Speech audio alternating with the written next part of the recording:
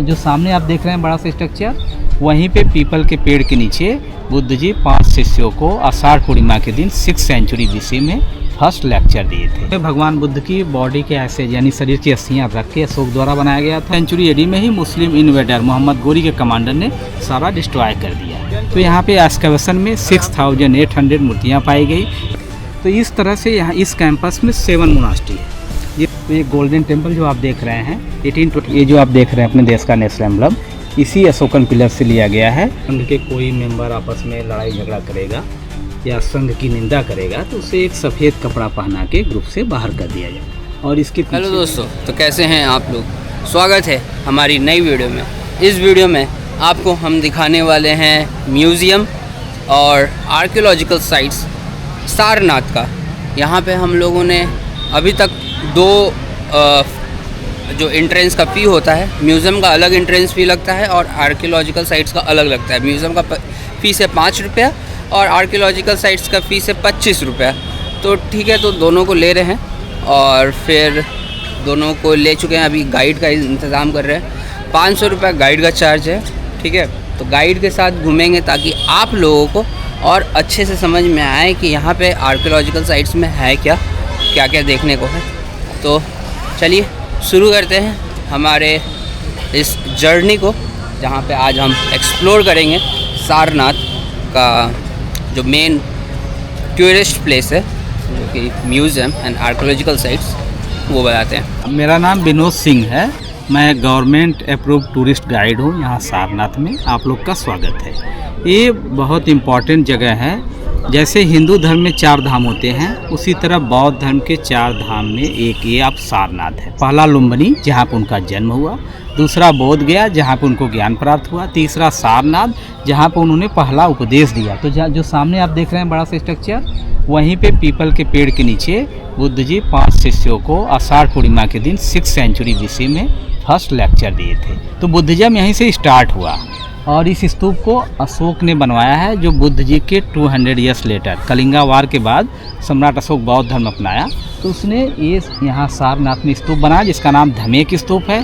धमेक एक पाली वर्ड है जो 2 वर्ड से मिलकर बना है। धम्म प्लस एक, धम्म मीन्स धर्म, एक मीन्स पहली बार, यानी जहाँ पे पहली बार धर्म स्टार्ट हुआ। और दूसरा स्तूप का नाम धर्म चक्र प्रवर्तन स्तूप है, क्योंकि बुद्ध जी ने जिस मुद्रा में 5 ब्राह्मण को उपदेश दिए थे, जिसे धर्म चक्र प्रवर्तन मुद्रा। और ये स्तूप की हाइट 33 मीटर है, diameter 28.5 metre. It is solid, not hollow. ये बुद्ध जी के पास एक बाउल था जिसमें भिक्षा मांगते थे, उसी का उल्टा शेप माना जाता है। और ये जो अशोक के बाद गुप्त वंश के राजाओं ने इसमें स्टोन लगाए हैं, क्योंकि इस पे जो कार्विंग की गई है, ऐसी कार्विंग गुप्त पीरियड में गोल्डन एरा कहा जाता था। इसीलिए ये बच गया, क्योंकि इसको मुस्लिम इन्वेडर नहीं तोड़ पाए, क्योंकि ये सॉलिड था, इसका डायमीटर ज़्यादा था और दैट टाइम कैनन का आविष्कार नहीं हुआ था। हाँ, और बौद्ध धर्म के अकॉर्डिंग स्तूपा आपके 4 टाइप के माने जाते हैं। जैसे आपने धमेक देखा, ये मेमोरियल है।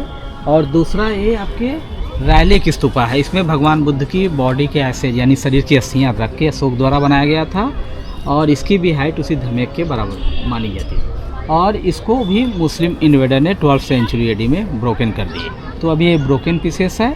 और तीसरा स्तूप आपके छोटे छोटे जो दिख रहे हैं, ये सभी ओटी स्तूपा है। मनोती स्तूप इच्छा से बनाया गया है। पहले के मॉन्क या उपासक यहाँ पे बुद्ध जी से विश मांगते थे, उनकी विश फुलफिल होती थी, देन स्तूप बनाते थे। जो राउंड शेप में है गुप्त टाइम के बनाया गया है, यानी लगभग 5वीं शताब्दी में।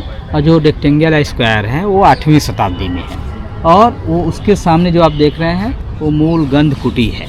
ये सारे स्ट्रक्चर आपके 3rd century BC to 12th century AD के बीच में बनाए गए थे, यानी 1500 ईयर्स तक। और 12th सेंचुरी AD में ही मुस्लिम इन्वेडर मोहम्मद गोरी के कमांडर ने सारा डिस्ट्रॉय कर दिया।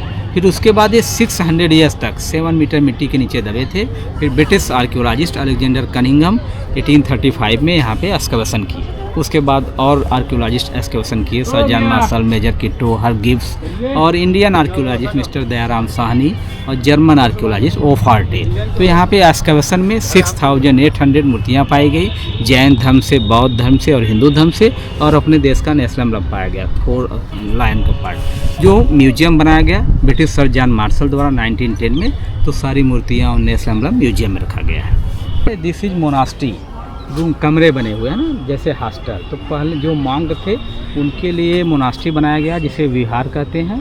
और ये 3 फ्लोर की बिल्डिंग थी और फर्स्ट फ्लोर पे 28, सेकेंड पे 28, यानी टोटल 84 रूम्स थे। बीच में आंगन, उसके बीच में कुआं है।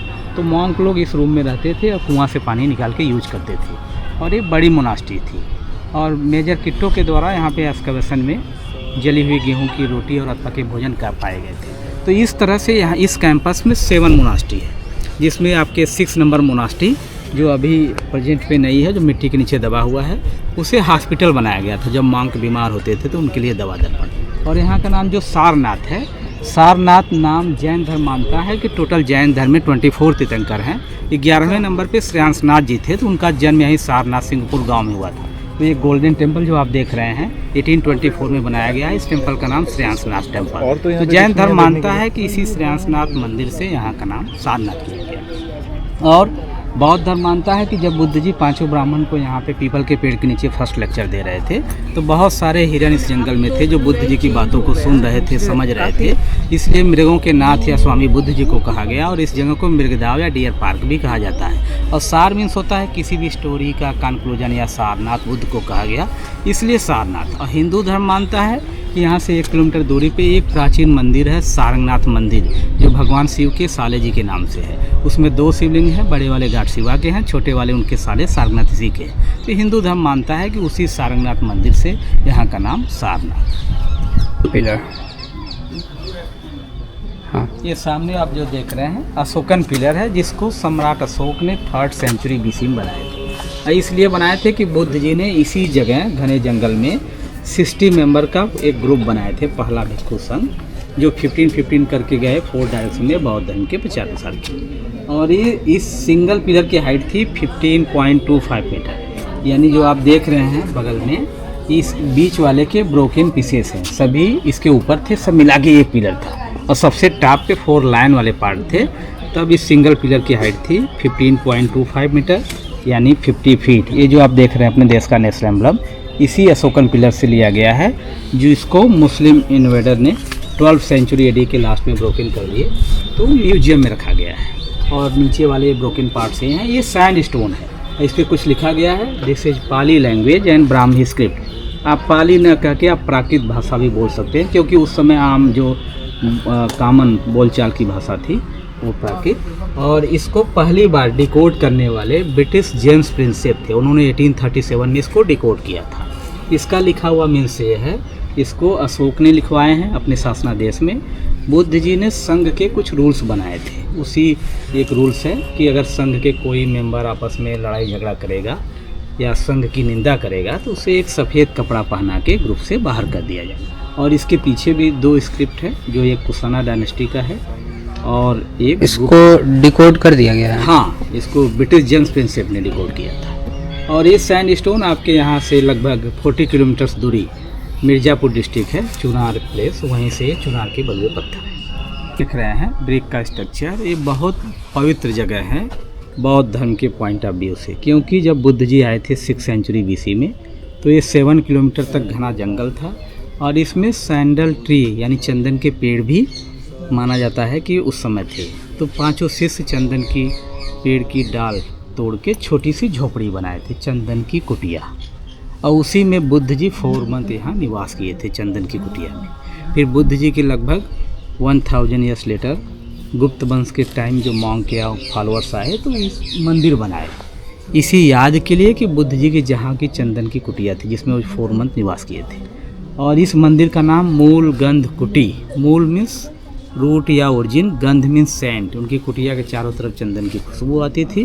कुटी मीन्स झोपड़ी। इस टेम्पल की हाइट थी 61 मीटर।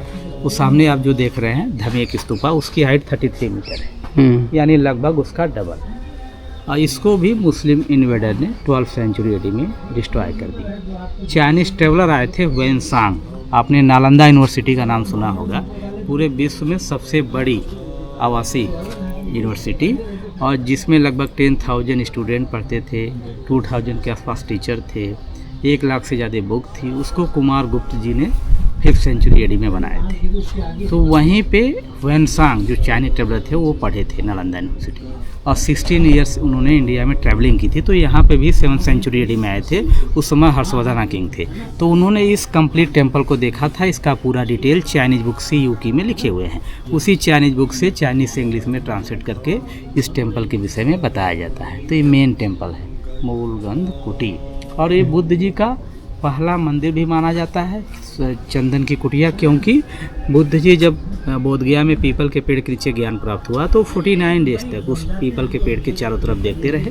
फिर 5 शिष्य को लेक्चर देने यहाँ चले गए। तो जब सिद्धार्थ से बुद्ध बने तो पहली बार कहाँ रुके? चंदन की कुटिया में, यानी सारनाथ। ये देखिए, ये है एक्सकेवेशन का आपका सारा फोटोग्राफ्स।